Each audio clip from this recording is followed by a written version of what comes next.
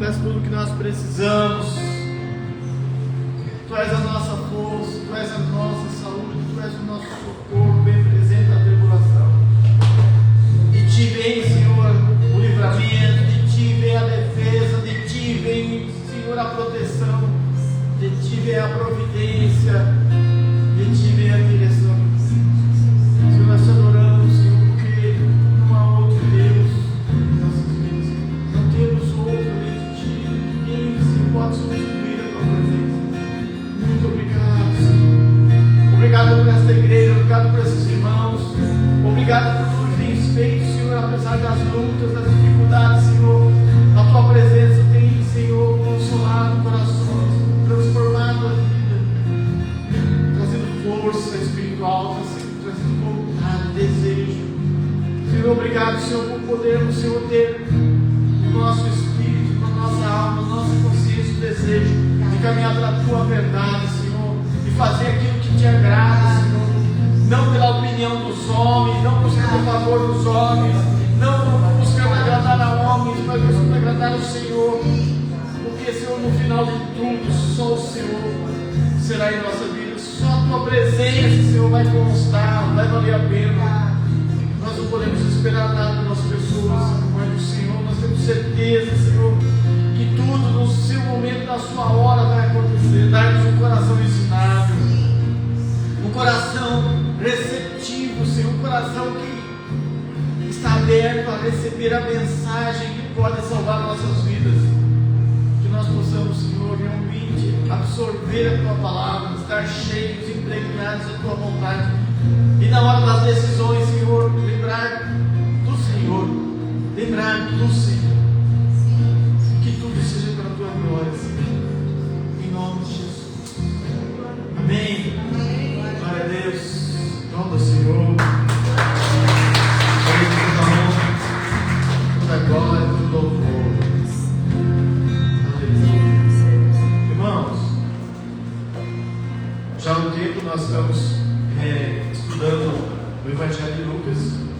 Hoje nós vamos estudar o capítulo 4 do Evangelho de Lucas, porque é certo que o Espírito Santo ele toca as nossas emoções, a gente sente a presença maravilhosa do Senhor, muda todo o ambiente do nosso pensamento, muda todos os nossos sentimentos, tudo se tranquiliza, tudo se apazigua. Mas a gente não vive por emoções, né, irmãos? Muitas vezes a gente vive pela fé e tem que ser assim, vai ter que ser assim. Porque o Espírito Santo ele nos leva e ele por caminhos que só o Senhor sabe o fim deles. E a gente precisa estar atento para agir conforme o Senhor ensinou. Eu quero que os irmãos abram a palavra do Senhor no Evangelho de Lucas, no capítulo 4. Se os irmãos querem que acenda a luz lá, com necessidade, ou acompanhem aqui em cima, fica bem melhor. Às vezes a letra da Bíblia pequenininha é difícil, né? Lá em cima ajuda bastante, né? Pra gente. Amém? Todos já estão na mão, diante dos olhos. Esse primeiro texto que nós vamos ver, nós vamos ver umas coisas interessantes, né? Vamos lá, esse trecho também está nos Evangelhos Sinóticos de Mateus 4, 11 e Marcos 1, 12, 13. O que significa isso? Que nesses Evangelhos está escrito a mesma coisa com outras palavras. A mesma história que aqui está narrada nesses outros Evangelhos. Então, às vezes você tem na tua Bíblia ali, é que tem que dar umas referências em cima. A nossa texto ali é a tentação de Jesus, e aqui na minha traz assim, Mateus 4, 1 a 11. Significa que Mateus 4 a 11 também tem esse trecho, de outra forma, mas está lá. E Marcos 1, versículo 12 a 13. Então, quando os irmãos leem essas citações, é para entender que lá naquele evangelho tem essa história, talvez com outras palavras. Amém? Vamos lá. Jesus, cheio do Espírito Santo, voltou do rio Jordão e foi levado pelo Espírito ao deserto. Essa leitura quase começou errada já, né? Então, eu vou estar cortando que é estudo, tá, irmãos? Então, eu quero instigar vocês a pensar. O que o Espírito Santo fez com ele? O que o Espírito Santo fez com ele? ao deserto. O que tem no deserto? Não, tem areia, né? Só nada. Diz que tem cobra também no deserto. Então o Espírito Santo leva a gente no deserto? Quem que gosta de estar no deserto? Quem tem chamado tem que estar disposto a passar pelo deserto. E o que acontece quando o Espírito Santo leva a gente para o deserto? O que é testado em nós? Nossa fé. Como é que está o teu sentimento no deserto? Bom ou ruim? Ruim. Você dá para se deixar guiar pelo sentimento? Então significa que no deserto, mesmo sem sentir nada, você precisa continuar a caminhar. Não ia dizer que não há nadar, mas não dá certo porque é deserto, né? Lá não tem água. Precisa continuar a caminhar. E por que o Espírito leva a gente para o deserto? Vamos ver o que ele fez com Jesus? Ali. Não, acho que tem alguma coisa errada, né? Está escrito assim, ó. Ali ele foi tentado pelo diabo durante 40 dias. Gente, o Espírito Santo levou Jesus para o deserto para ser tentado pelo diabo. Quando as coisas não estão do jeito que você gostaria que estivesse, o que a tendência você tem a fazer? Qual os pensamentos que brotam em você? Murmurar. O que mais? O que mais? Largar tudo. No deserto, quando você vê que as coisas não estão de acordo com a tua vontade, você tem vontade de fazer o que? A tua vontade lá ou a vontade de Deus? Você vai lá no deserto, você consegue querer a vontade de Deus? Sim ou não? Muita gente foi levada ao deserto e não entendeu nada. Era momento de você provar que cria em Deus e você foi desaprovado. Porque foi lá no deserto onde as coisas não foram do teu jeito que você chutou o balde. Jesus foi para o deserto e chutou o balde? Não sei, vamos ler aqui agora, né? Para a gente não ver esses textos. Vamos lá. Então ele foi tentado durante 40 dias. Nesse tempo todo, ele não comeu nada e depois sentiu fome. Além de ir para ser tentado e ir para o deserto, ele ainda não comeu nada. Como é que fica uma pessoa que não come nada, não bebe nada?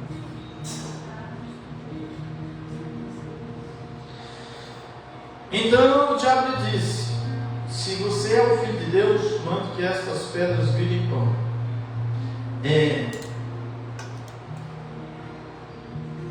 Nós não tínhamos o chamado que Jesus tinha. Temos o chamado que Jesus tinha? Tá, então, se o diabo falasse, manda, eu ia falar assim, mas eu não sou Deus, eu vou fazer isso. Mas Jesus podia mandar aquelas pedras virar pão e elas iam virar?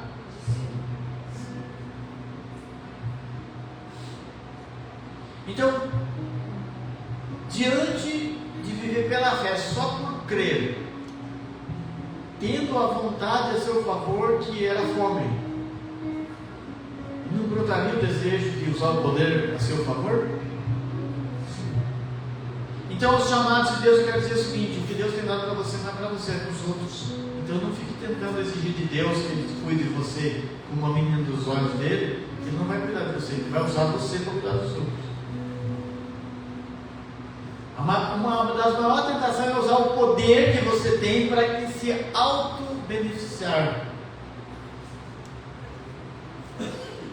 Teve um cidadão estigmatizado na década de 50, que eu não vou falar o nome dele, depois que você me pergunta quem é, que eu vou dizer que tem até um filme a respeito dele, que quando o Senhor se apresentou para ele, para que ele fosse usado por Deus, Jesus disse para ele assim: você não peça nada nem para você e nem para ninguém da tua família, eu usarei você para salvar pessoas.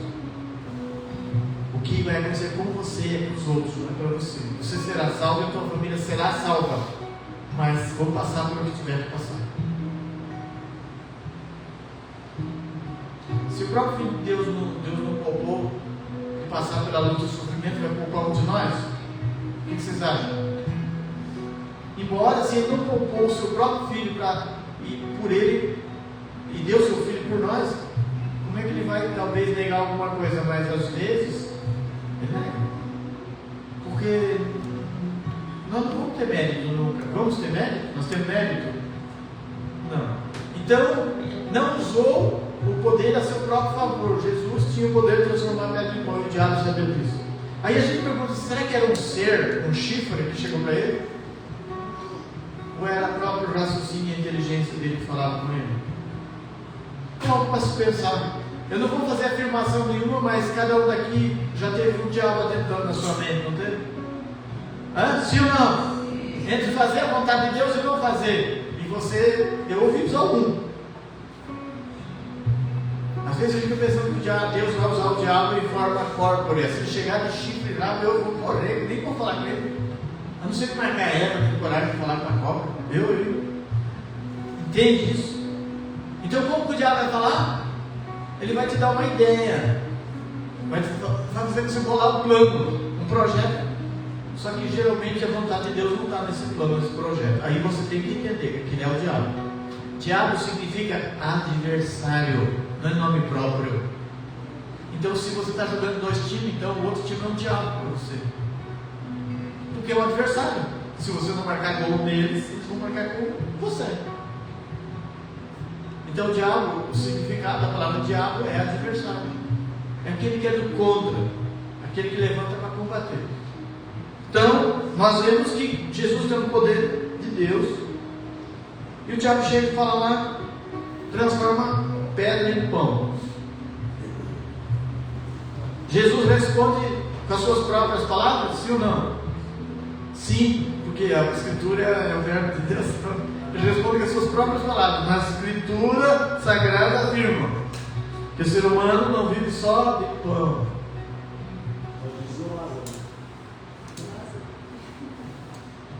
Então, gente, a questão é o seguinte, e não vive mesmo.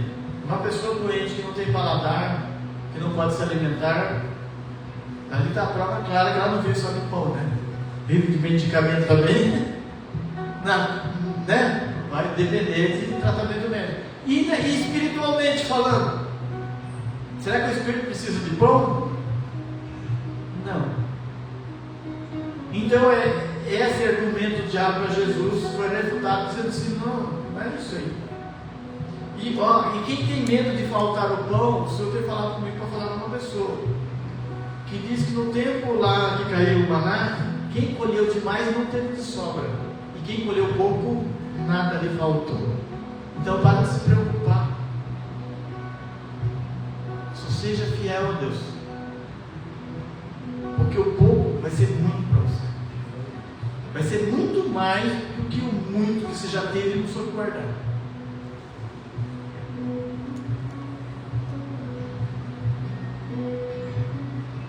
Aí o diabo levou Jesus para o alto e mostrou-lhe no instante todos os reinos do mundo e disse, eu lhe darei todo este poder e toda essa riqueza, pois tudo isso me foi dado e posso dar a quem eu quiser. Na verdade não foi dado, ele mentiu, ele usurpou. João disse que o mundo jaz no maligno. Então as riquezas deste mundo, é por isso que tome cuidado com essa teologia da libertação das riquezas, cuidem com isso. Aqui quem que ofereceu riqueza? Para Jesus? O diabo. Está sendo pregado nos altares. Será que é cristão que está pregando? No versículo anterior diz que nem só de pão vive o homem. Mas como é que a gente adquire pão? Comprando ou plantando trigo. Vai ter todo o processo. Como a gente não tem o maquinário, vamos ter que comprar. No versículo da frente ele diz que o diabo oferece para ele todas as riquezas da terra, e ele pede uma coisa em troca. Isto tudo será seu se você ajoelhar diante de mim e me adorar. Gente, vamos tomar cuidado com a busca exagerada pela riqueza, pelos bens materiais, porque a gente se prostra por um salário, a gente se prostra para manter um patamar de vida, para se manter numa posição social. Só que Jesus chamou de mamon, chamou de Senhor só um, o mamon, que é o amor ao dinheiro, amor às riquezas. Jesus deixou claro no Evangelho, nós vamos ver que aonde estiver o teu tesouro, ali também estará o teu coração. Então a gente tem que tomar cuidado. E quem que ofereceu a riqueza? De novo, volto a perguntar: quem que ofereceu a riqueza? Diabo. Se você tiver muito dinheiro, você vai vir adorar o Senhor no domingo de noite?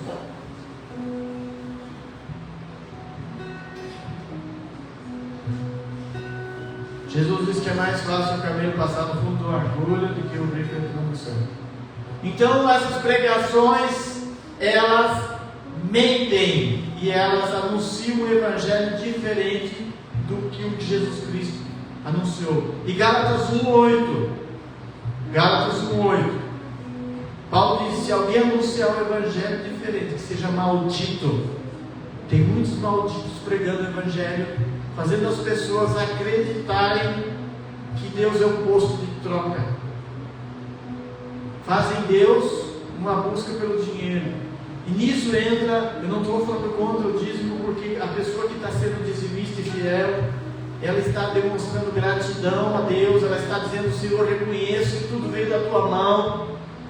Ela está dizendo assim, quando ela está fazendo isso, ela não está fazendo para trocar nada com Deus, ela está trazendo, não é para que vai receber depois, ela está trazendo porque ela está dizendo: Senhor, eu reconheço que tu és Deus na minha vida, e o dinheiro não é Deus na minha vida, e eu sacrifico parte do que tu me deu para dizer: Senhor, obrigado. O Senhor tem promessas para dizimista, mas eu não tenho que ser dizimista por causa das promessas. Eu tenho que ser dizimista por causa da gratidão e do reconhecimento que tudo vem do Senhor. E diz que Deus ama aquele que dá com alegria. É diferente. Deus pode fazer prosperar? Sim. Mas diz a Bíblia assim, que quando tu vires prosperar tuas riquezas, não ponha lá no teu coração. Mesmo porque no fim da vida ninguém leva nada. Não leva nada. E quando o paladar não puder mais saborear todo tipo de alimento, para que adianta ter dinheiro? Ou se o nosso corpo não tiver mais vitalidade, o que adianta ter dinheiro? Explica para mim, para que serve o dinheiro?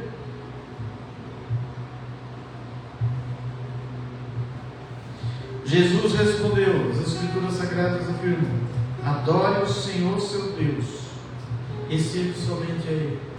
E nesse versículo a gente entra lá em Mateus 26:33, que diz assim: busca Ele em primeiro lugar, o reino de Deus, e todas as demais coisas vos serão dadas por acréscimo.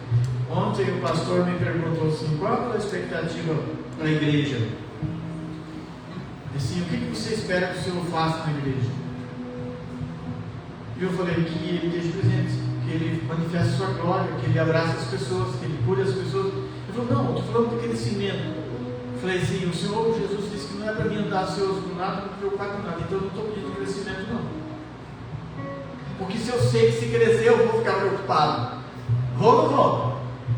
Eu vou ter que acompanhar cada uma pessoa que vem, eu vou ter que saber de onde veio, por que veio, por que saiu da sua igreja. Porque nós vamos daqui para frente, assim, se um dia houver um crescimento, será um crescimento consciente. Nós não vamos pegar ninguém de igreja, de ninguém. Se a pessoa vir para cá, vai porque o Senhor falou com ela. E ela vai ter que ir na sua igreja pedir a bênção de lá e vir com a bênção de lá. Porque senão, não tem bênção. Porque aí aquele pastor talvez estava cuidando dessa pessoa, pondo expectativa dessa pessoa, e ela sai de lá e deixa esse pastor na mão. Isso é justo? Não é justo. Então, eu respondi para esse pastor que perguntou a expectativa sobre crescimento, que eu quero paz e tranquilidade. Se o Senhor fazer crescer, eu espero que todos aqueles que hoje estão trabalhando comigo se tornem pastores para ajudar a cuidar. Porque eu não estou afim de arrumar para a minha cabeça, não. Mas se o Senhor mandar também, eu não vou negar fogo, não. Eu vou cuidar. Por isso eu vou ficar em paz e não vou pôr expectativa no homem e nas pessoas. Minha expectativa está em Deus, naquilo que Deus pode fazer. Depois o diabo levou a Jerusalém e colocou na parte mais alta do templo e disse: se você é o Filho de Deus, jogue-se daqui, pois as Escrituras Sagradas afirmam: Deus mandará seus anjos que cuidem de você, eles vão segurar com as suas mãos para que nem mesmo os seus pés sejam feridos nas pedras. Eu já vi pessoas fazendo prestação de cargo, dizendo assim: eu fiz pela fé, tudo posso naquele que me fortalece.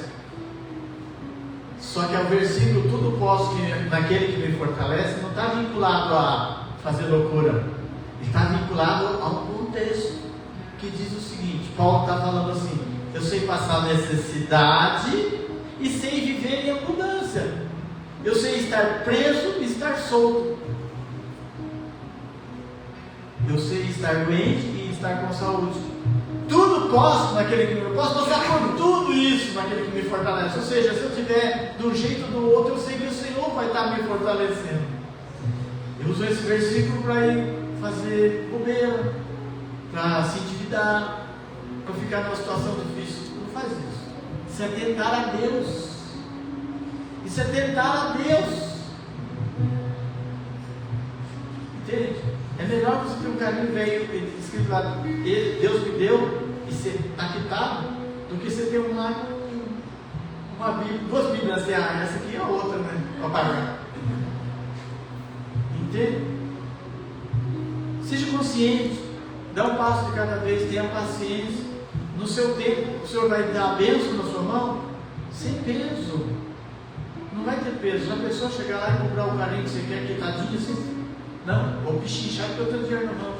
Ué, você pode pagar uma prestação, você pode guardar uma prestação, certo?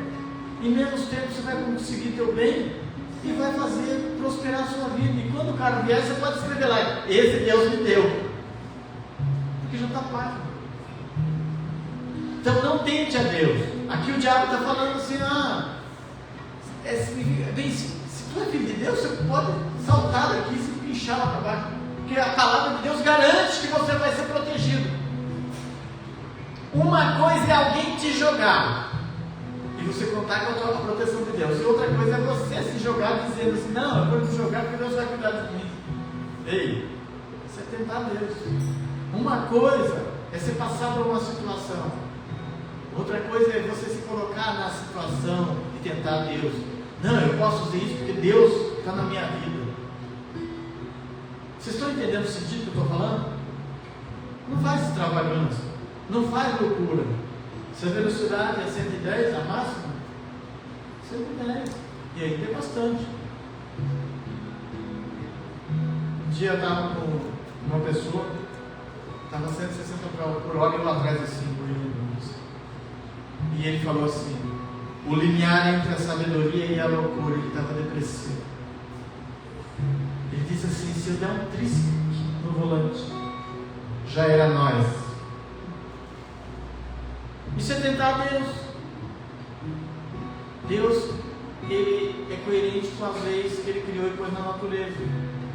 Tem a lei da química, da física, a lei da gravidade, todas essas leis. Ele é coerente. E dentro dessas leis Ele vai te proteger. E Ele pode fazer milagres sim dentro dessas leis. Mas fora dela, quando você fizer ao contrário, você vai sofrer as consequências.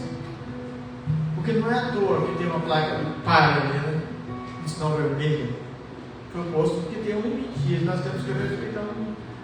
E ele, sendo filho de Deus, ele disse: não tem que provar nada, não, Satanás. Eu não tenho que provar nada para você. Eu não preciso pular daqui. Deus não me mandou pular daqui. Ó, versículo 12. Então Jesus respondeu: as Escrituras Sagradas afirmam: não ponhas à prova o Senhor, seu Deus. Enquanto o diabo acabou de tentar Jesus de todas as maneiras, foi embora por algum tempo. Viu? Então ele tenta te derrubar. Se você for resistente, ele vai embora. Resistir ao diabo e ele fugirá de nós, mas ele volta. Em outra ocasião, ele observa se você vai estar distraído, se você vai estar desligado, se você não vai estar vigiando, porque diz que é para vigiar e orar. Não é só vigiar, não é só orar, é vigiar e orar. Então quem vigia até ora menos, porque quem vigia já está em espírito de verdade, já está cuidando, né? Quem não vigia é pego na cilada do inimigo, vai ser enganado. Eu até acredito que quem vigia é porque está cuidando dos seus atos, e quem ora é porque está pedindo a opinião de Deus. E quando a gente pede a opinião de Deus, as nossas vigílias valem a pena. Porque aí adianta eu querer fazer tudo certinho sem ouvir a Deus? Ou querer fazer as coisas sem ouvir a Deus? Vai dar certo isso? Vai dar certo isso, sim ou não? Não. Versículo 14. Jesus começa seu trabalho na Galileia, e a referência ali dos sinóticos está lá Mateus 4, 12, 17 e Marcos 1, 14 e 15. Jesus voltou para a região da Galileia e o poder do Espírito Santo estava com ele. As notícias a respeito dele se espalhavam por toda aquela região. Ele ensinava nas sinagogas e era elogiado por todos. Ele fazia o que nas sinagogas? Ensinamento é tudo, irmãos. Às vezes tem umas pregações que elas nem critério bíblico tem. Vocês já tiveram pregações, vocês ficaram a pregação inteira tentando achar o fio da meada e sair de lá sem saber aonde o pregador queria chegar. Agora quem ensina, sabe, põe no bom caminho, direciona. Porque, se você quer, nós que temos filhos, os que têm pequenininho, quer que o filho pequeno ande, vai ensinar ele bem para ele não se machucar, não é verdade? E não adianta ficar gritando com ele. Você vai ensinar, vai ter paciência, pegar pela mão, se levantar, se cair, você vai levantar. Mas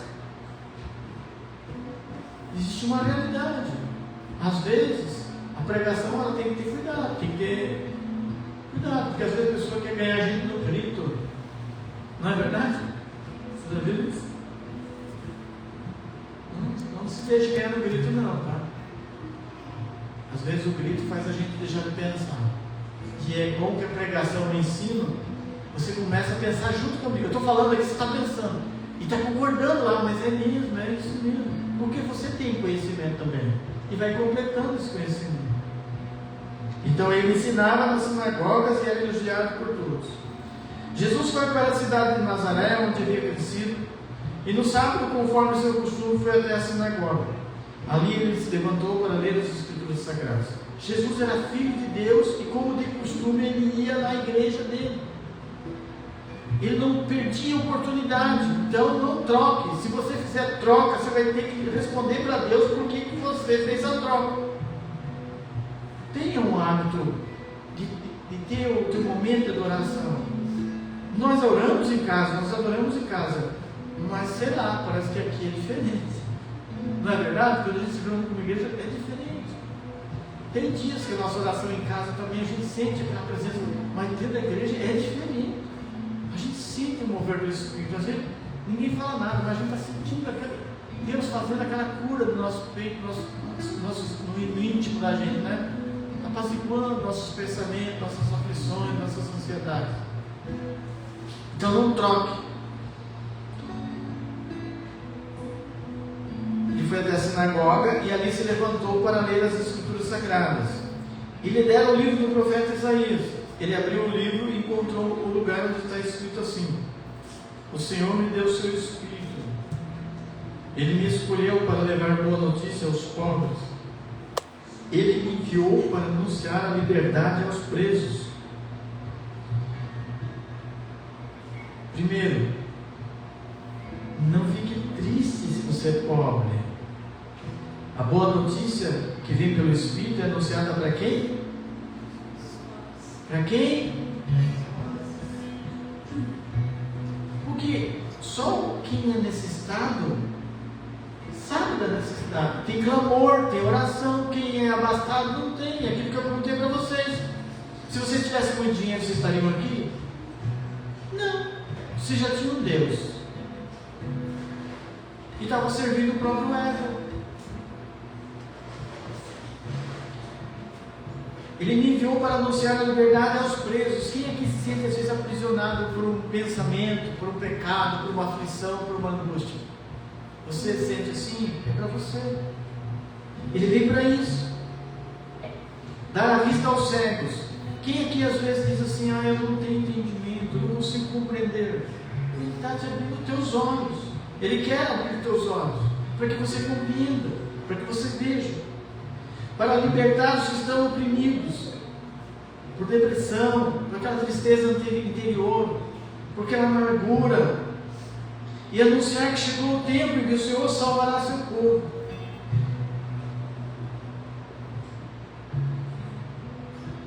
Salvará não porque o povo é bom, mas porque o tempo da graça chegou, de falar a todos: se arrependam, venham, se arrependam. Você que tem sede, venha. Você que está aflito, está angustiado, oprimido, venha. Que ele diz, né, em Mateus, ele fala assim: vinde a mim, vós todos que estáis oprimidos, angustiados, sob o fardo eu vos aliviarei. Aí ele diz: tomai sobre vós o meu jugo, e aprendei de mim que sou manso e humilde de coração, e vocês vão encontrar repouso para as vossas almas. Qual é a melhor coisa que a gente quer? Não é aquela consciência tranquila, aquele repouso de alma, aquele sentimento que não tem aquela angústia, que não tem aquele medo, que não tem aquele pavor. É em Jesus que você vai encontrar. Você não vai encontrar nas pessoas, só nele. Jesus fecha o livro, entrega ao ajudante da sinagoga, senta-se. Todas essas pessoas ali presentes estavam olhando para Jesus, sem desviar os olhos. Então ele começou a falar e disse: hoje se cumpriu o trecho desta escritura que vocês acabam de ouvir. Todos começaram a elogiar Jesus, admirados com a sua maneira agradável e simpática de falar. Eles diziam: ele não é o filho de José? Que ousadia, né, irmãos? Ele leu o trecho das escrituras que falava dele e dizia: hoje se cumpriu. Eu estou aqui. Eu vim para isso. E aquele povo estava esperando o Messias. Já pensou o susto? Mas peraí, você está falando do Messias. Mas hoje se cumpriu. Sabe, as pessoas olharam: peraí, é um homem que está ali falando. Pararam para pensar como o povo ficou assim. Em outros locais diz que ficaram muito bravos aqui, ó. E a situação deve não ter ficado boa, porque olha lá o que diz. Então Jesus disse: sem dúvida vocês vão repetir para mim o ditado: médico, cure a você mesmo. E também vão dizer: nós sabemos de tudo o que você fez em Cafarnaum, faça as mesmas coisas aqui na sua própria cidade. E continuou: eu afirmo a vocês que isto é verdade, nenhum profeta é bem recebido na sua própria terra. Eu digo a vocês que de fato havia muitas viúvas em Israel no tempo do profeta Elias, e quando não choveu durante 3 anos e meio, e houve uma grande fome em toda aquela terra. Porém Deus não enviou Elias a nenhuma das viúvas que viviam em Israel, mas somente a uma viúva que morava em Sarepta, perto de Sidom. Havia também muitos leprosos em Israel no tempo do profeta Eliseu, mas nenhum deles foi curado, só Naamã, o sírio, foi curado. Quando ouviram isso, todos os que estavam na sinagoga ficaram com muita raiva. Aí a gente tem que contextualizar, né? Por que Jesus estava falando isso?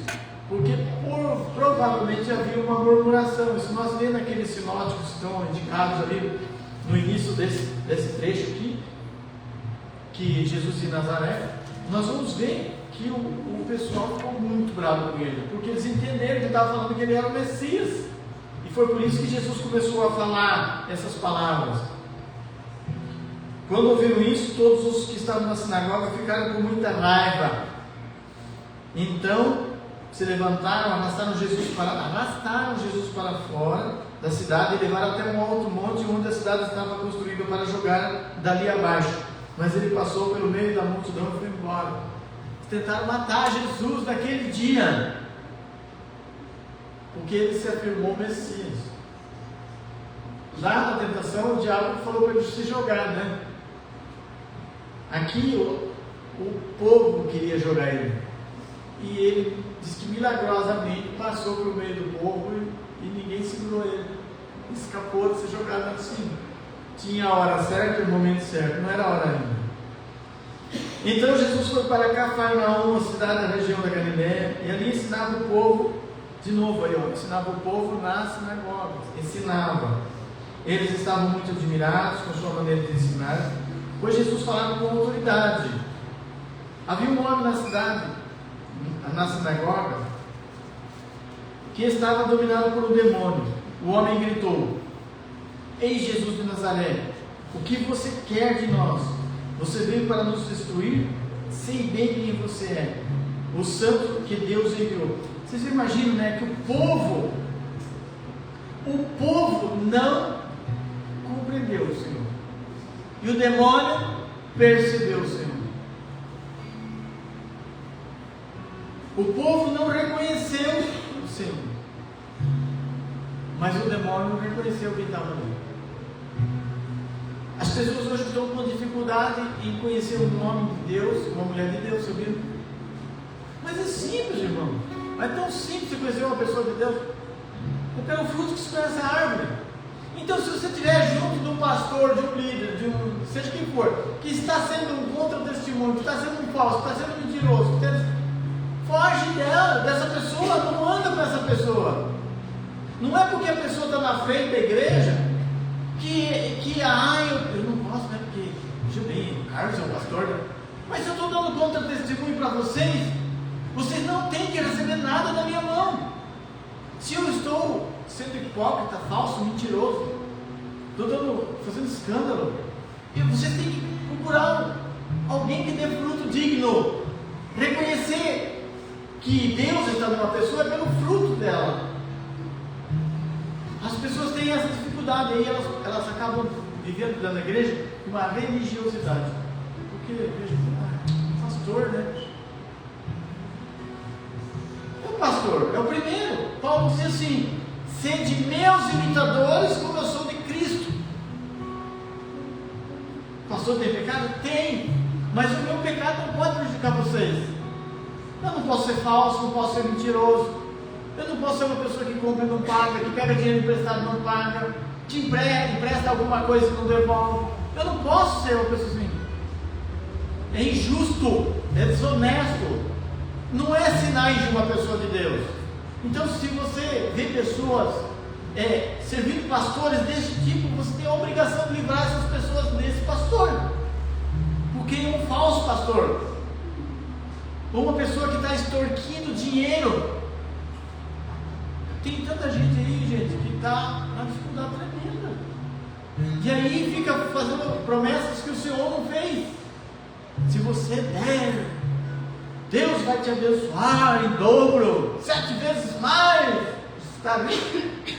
Posso apanhar depois dessa pregação de alguns pastores aí, mas eu vou falar a verdade. É verdade.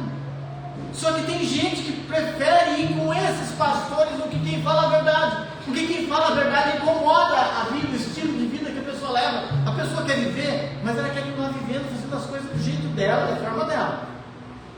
Vai para o inferno, desculpa falar.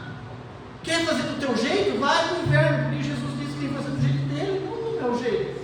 Eu não posso falar para vocês, faça do meu jeito. Não, eu tenho que falar, faça do jeito que Jesus está ensinando a fazer. Então é fácil, gente, a gente descobrir quem é quem tem Espírito Santo, quem tem demônio. E o demônio que descobriu, reconheceu que Jesus era o Filho de Deus. Então Jesus ordenou ao demônio: cale a boca e sai desse homem. Meu, Jesus podia dizer isso, pode falar isso mesmo, é isso mesmo, pode falar. Não, cala a boca. Jesus não quer ser reconhecido pelos demônios, Jesus quer ser reconhecido pelas pessoas. Jesus quer que nós olhemos para o Senhor e obedecemos o Senhor. E em frente a todos, o demônio atirou o homem no chão e saiu dele sem lhe causar nenhum ferimento. Todos ficaram espantados e diziam uns para os outros: que tipo de palavras são essas? Este que com autoridade e poder expulsa espíritos maus, eles vão embora. As notícias a respeito de Jesus se espalharam por toda a região. Jesus saiu da sinagoga e foi à casa de Simão. A sogra de Simão estava doente com febre alta, e contaram isso a Jesus. Aí ele foi, parou ao lado da cama dela e deu ordem a febre tem ouvidos? Entendeu? A gente tem que chamar o demônio às vezes pelo nome. Você não tem que orar assim para a pessoa e dizer assim: Senhor, cura essa pessoa da febre. Você tem que falar: febre, em nome de Jesus, sai dessa pessoa. enfermidade, seja qual o nome que ela tem, dá um nome para ela, sai dessa pessoa. Você sabia que você pode amaldiçoar a enfermidade? Jesus amaldiçoou uma figueira e aconteceu o que com a figueira? Ela secou. Você pode dizer para um câncer assim: tu não cresça nunca mais, que tu morra a língua, que seque, e o seu câncer vai secar. Precisamos crer para operar os milagres que o Senhor tem para nós. Em outras traduções, Jesus ordenou, Jesus expulsou, Jesus falou com a febre. É incrível, né? Parece uma entidade, né? A febre é uma entidade, porque Jesus falou com a febre e mandou a febre embora. E o que a febre fez? O que aconteceu? A febre saiu da mulher e no mesmo instante ela se levantou e começou a cuidar deles. Teve gente que teve capacidade de dar risada e fazer a piadinha em cima disso aqui. Disse que Jesus só curou a mulher, a sogra de Pedro, porque não tinha ninguém para cozinhar. Nada a ver, né? Porque vocês lembram daquela passagem que Jesus lava os pés dos apóstolos? Eles estavam no cenáculo. Naquele dia não tinha servente para lavar os pés. E aí um ficou olhando para o outro: quem que vai lavar os pés? Quem que vai lavar os pés? Era costume, tinha que lavar os pés. Aí Jesus, aí aconteceu o que nós sabemos que aconteceu. Depois do anoitecer, a febre saiu e no mesmo instante ela se levantou e começou a cuidar deles. Ela foi liberta para cuidar dos outros. Depois do anoitecer, todos que tinham amigos enfermos com várias doenças levaram Jesus. E depois suas mãos sobre cada um deles e os curou. E os demônios saíram de muitas pessoas gritando: você é filho de Deus. Eles sabiam que Jesus era o Messias e por isso eles o repreendiam e não deixavam que falassem. Tal é esse poder. Jesus Cristo é Deus, é o lema da igreja quadrangular. Jesus Cristo é o mesmo, ontem, hoje e eternamente. Tem até a musiquinha que a gente canta, que o pessoal não faz na sua vida só porque você não crê. Nós somos ensinados a ficar pensando que se eu fizer uma novena, eu vou conseguir uma graça. Não, pare, fala. Jesus disse: como você tem que orar? Dizei: Pai nosso, o teu reino vem, tu és santo, o pão nosso cada dia nos dai hoje, tu nos perdoa conforme nós perdoamos, e assim por diante. Nós temos que falar diretamente com Deus. E se Jesus é conosco, nós podemos ordenar essas dores, essas enfermidades embora. E pode chamar essa enfermidade de Satanás. Sai da minha vida, Satanás. Enfermidade do Satanás, sai de mim. Dor do Satanás, sai de mim. Depois glorifica a Deus, porque Deus vai libertar você. Amém? Quando amanheceu, Jesus saiu da cidade e foi para um lugar deserto. Mas a multidão começou a procurá-lo. E quando o encontraram, eles não queriam deixá-lo embora. Mas Jesus disse: eu preciso anunciar também em outras cidades a boa notícia do reino de Deus. Pois foi para fazer isso que Deus me enviou. E ele anunciava a mensagem nas sinagogas em todo o país. Conhecer o Senhor é conhecer Jesus, é conhecer o poder de Deus. A quadrangular sempre teve lema desde o início. Quem que já teve numa tenda dos milagres? Era assim que antigamente a quadrangular era assim, era uma tenda, era uma lona de círculo. A exemplo da IME, eles faziam lona de círculo, e era cruzada de milagres, né? Era conhecido como cruzada de milagres. Por quê? Está certo que as pessoas iam lá para receber isso, só que, gente do céu, havia um poder tão grande. Eu lembro, quando nós íamos na 64, nós tínhamos medo de entrar na igreja e ir para frente, nós ficávamos lá no fundo da igreja. As pernas começavam a fazer assim, e nós falávamos: o que é isso? Porque a gente não sabia o que era.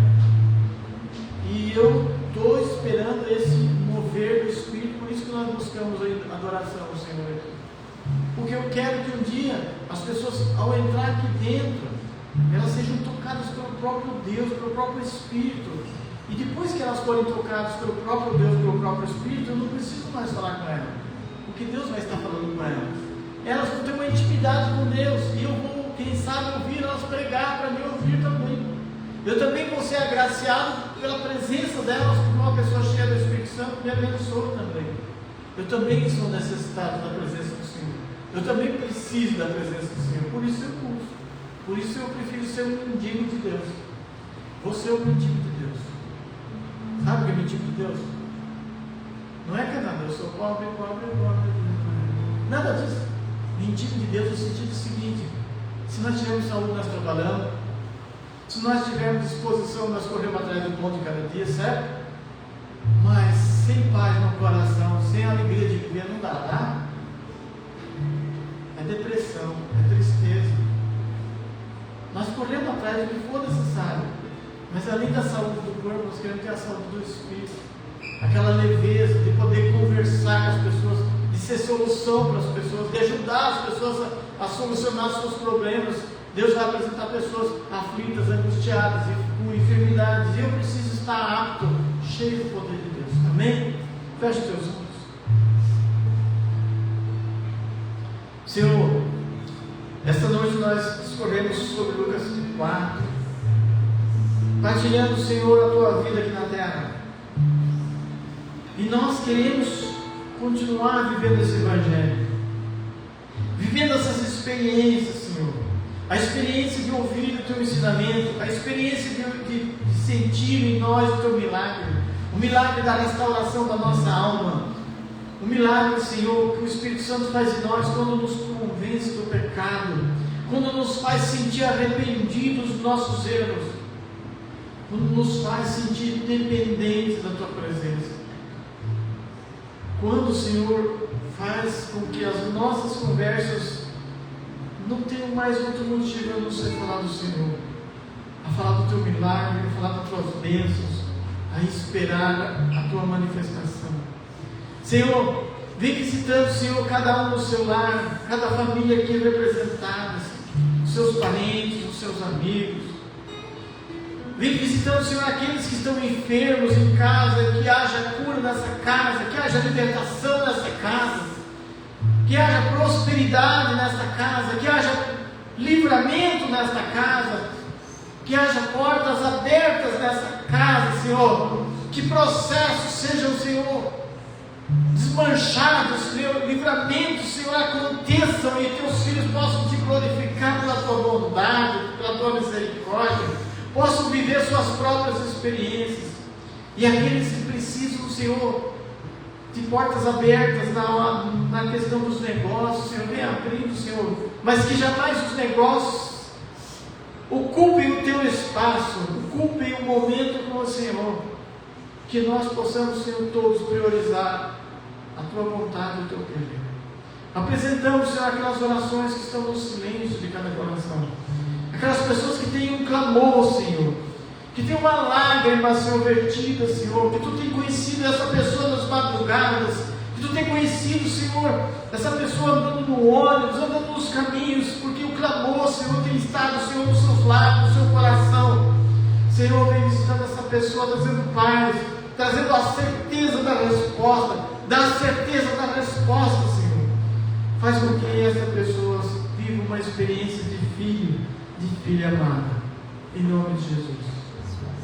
Apresentamos também nesta noite aquelas pessoas, Senhor, que são dizimistas, que são ofertantes nessa casa de oração. Cada uma, Senhor, das irmãs que contribuiu, Senhor, com o custo, Senhor, do material que foi comprado. Deus, abraça com tua glória, Senhor, aquelas, Senhor, que entregaram suas vidas nesse trabalho, Senhor. Entregaram seu tempo, suas emoções, seus sentimentos, o desejo de dar certo, Senhor, que elas sejam abraçadas por Ti, Espírito Santo, que a recompensa Tua venha sobre essas vidas, e aqueles que são dizimistas, que têm sido fiéis, Senhor, que eles tenham sempre portas abertas, Senhor, que a Tua bênção esteja sobre suas vidas, a promessa da saúde, da abundância, da prosperidade aconteça na vida deles, e que eles possam, Senhor, ver isso acontecer e se alegrar, e jamais, Senhor, vir por seu coração nas riquezas, mas que eles possam usar das riquezas para abençoar, para te glorificar e para servir, Senhor, os irmãos que às vezes vão apresentar-se diante deles em necessidade. Nós consagramos essas vidas esses dízimos, essas ofertas, e que o teu nome seja glorificado com cada sacrifício no altar, em nome de Jesus. Amém? Glória a Deus.